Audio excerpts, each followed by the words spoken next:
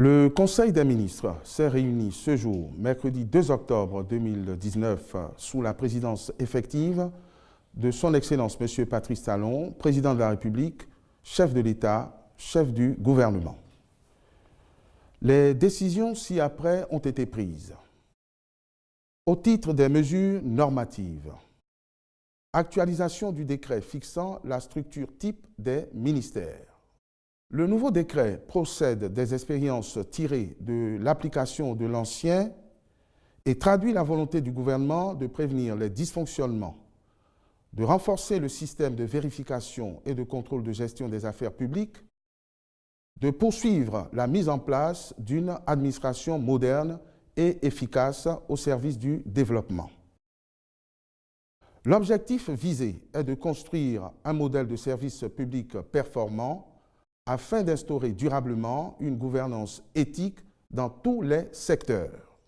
Les ministres sont instruits de procéder à la mise en conformité des décrets portant attribution, organisation et fonctionnement de leurs départements respectifs.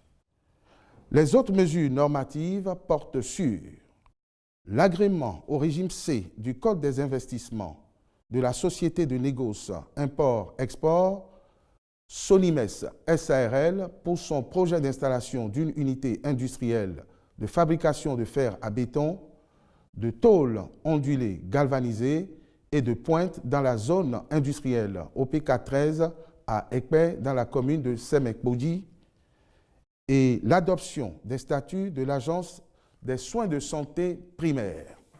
Au titre des communications, compte rendu d'étape du processus de l'enregistrement dérogatoire à l'état civil. Le dit processus a permis de recenser environ 2 500 000 de nos compatriotes, dont la plupart ont déjà retiré leurs actes de naissance.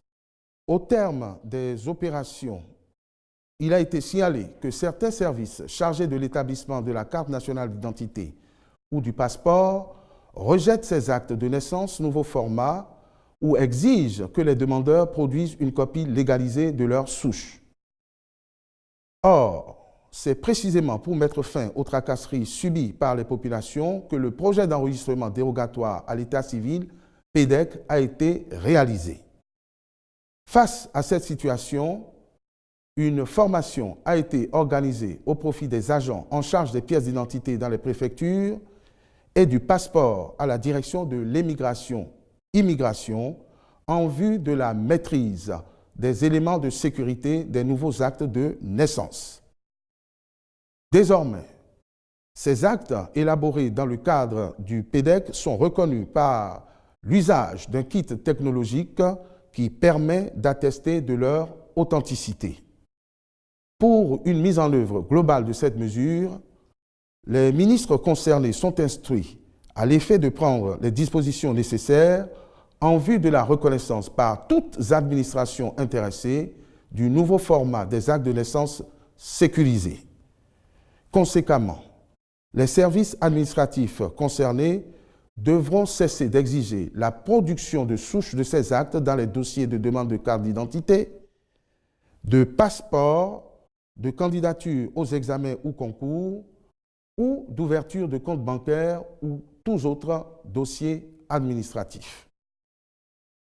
Au titre des rencontres et manifestations internationales, le Conseil a autorisé la visite de travail à Helsinki, en Finlande, du 2 au 5 octobre 2019 d'une délégation conduite par le ministre de l'Énergie, la participation du Bénin au Conseil annuel et au 26e Congrès mondial de la route à Abu Dhabi, aux Émirats arabes unis, du 3 au 10 octobre 2019.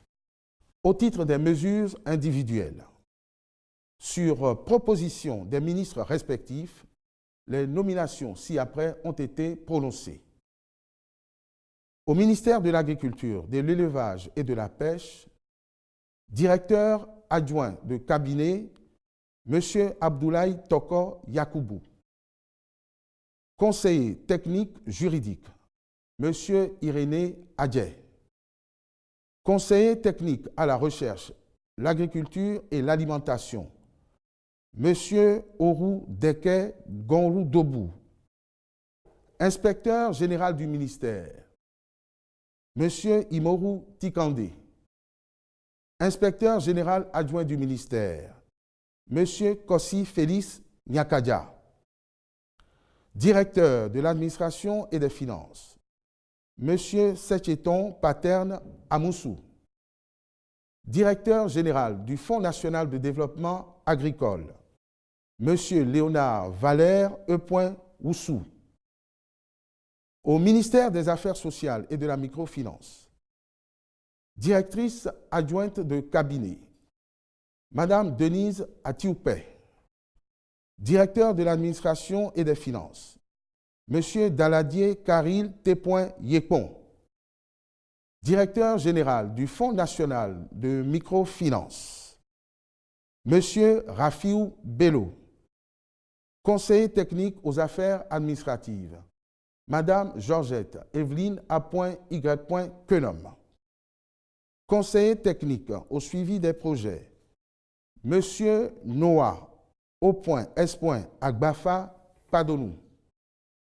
Au ministère du Tourisme, de la Culture et des Arts, directeur de la programmation et de la prospective, M. Didier Oscar Hervé Capotiti. Je vous remercie.